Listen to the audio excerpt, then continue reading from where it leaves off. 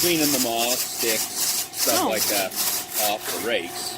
Okay, so it's a big brush. And so stiff bristle, trying to dig in there and clean out, and then it'll tip over and dump it into the tray. There's not much there this time of year. Yeah. But in,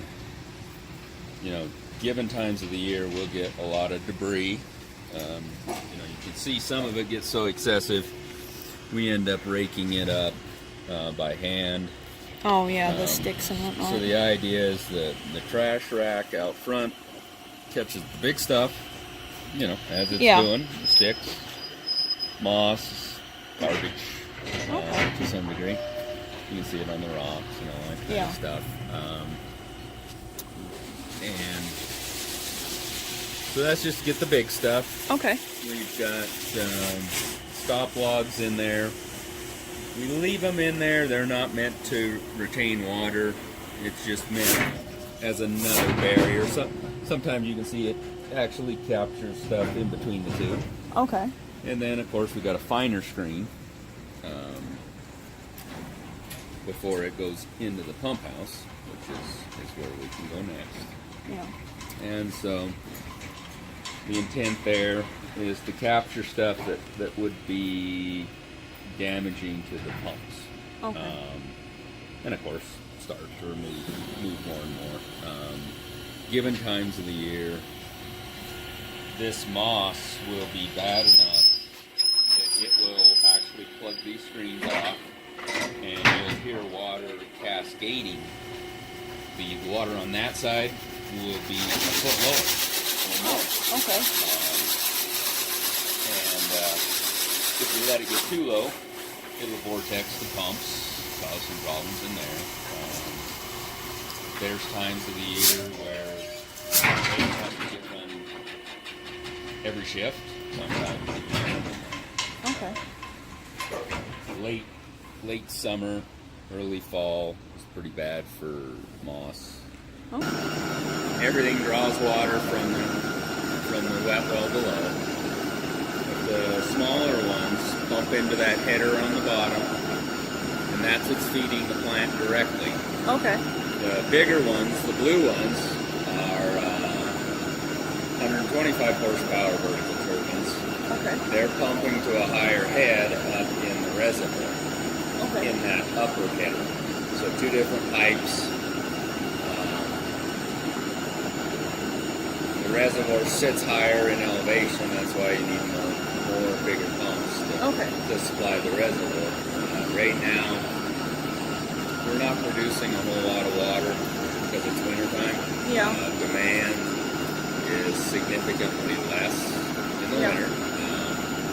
Will vary. Our plant production, I think right now, is probably around 7 million gallons a day. In the summertime, during July, which is our highest month, it'll vary from about 18 to 22 million gallons per day. That increase is associated with all your summer activities, irrigation, watering your yard, increased use of water from everything from car washes to laundromats. Our per capita usage will go from 80 to, in the winter it's between about 80 and 125 gallons per person per day. Okay. In the summer, that number can be from 300 to about 450 gallons per person per day. Okay. So that's quite a range, and so you'll see as we move through here, the plant levels, the water levels, everything's just kind of trickling along because it's winter. Conversely, in the summer, we're a little more pressed. The plant's capacity is 32 million gallons per day, so there's still quite a bit left between summer uses and plant capacity. Of course, that is dependent on the river quality. If the river's turbid and the quality's low, it takes away from the plant's capacity. You have more backwashes, you have to slow the process down at times, and so we rely on storage. There's storage tanks in each town that we rely on to make up during those times when we need to produce less, or for times when there's power outages, or you have to have fire storage in those tanks. They're your shock absorber for the different diurnal demands throughout the day.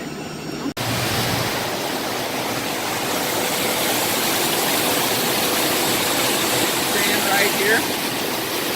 You can kind of smell it. I was gonna say, I'm getting a little bit of that. Ozone. Yeah. All right. The water comes in the bottom, and those big plates are called lamella plates. Okay. Fancy word for basically an inclined surface at 60 degrees. Okay. And all it's doing is giving us a place and creating a tortuous path for the snowmen to fall out of suspension. Yeah. So we've added our chemicals, we've agitated it, we've allowed this formation of snowflakes into snowballs. Now we got a bunch of snowmen. We got to get rid of them. Yeah. We want clean water on top. So we've got this cloud, if you will, the sludge blanket is what it's called. And we want to keep that at the bottom of this clarifier. Okay. So the pulses, if you didn't have that, you would just fill up the bottom of this vessel with snowmen. Yeah. We want to capture them and get them out through another process. This is just a siphon, and again, when it's really producing a lot, that's actually a whirlpool, a little vortex. You can see it pulling through this siphon, but we're just kind of idling along this time of year, so it's a little hard to see. But that means this square, this is one filter, and it's online. Okay. We probably got 3 or 4 of these online. So now the water direction is down. It's headed down. We got clarified water, probably 1 or 2 NTU. We're going to put it in the top of this filter, and it's going to flow through 30 inches of GAC. That's granular activated carbon. And that will reduce the turbidity down from 1 to 2 NTU down to that 0.1. Pictures or whatever. Okay. This is a filter that was dirty. Okay. And so to get the media clean, we drain the water down, of course, first. Yeah. And then we're agitating, we're introducing air backwards from the bottom up. And what that does, there's 30 inches of GAC, granular activated carbon. And so the air will make all that stuff rub. And if you've got any sort of, they call them clay balls, but they're not. Just caked material. Yeah. It agitates and allows that to break up. You just turn it off. It'll calm. You let it settle. And you've got to let it settle a while because that GAC is very light. If he started the backwash rate now, you might lose some of that. Actually, the friable, the light particulate. If you want to keep the whole, it's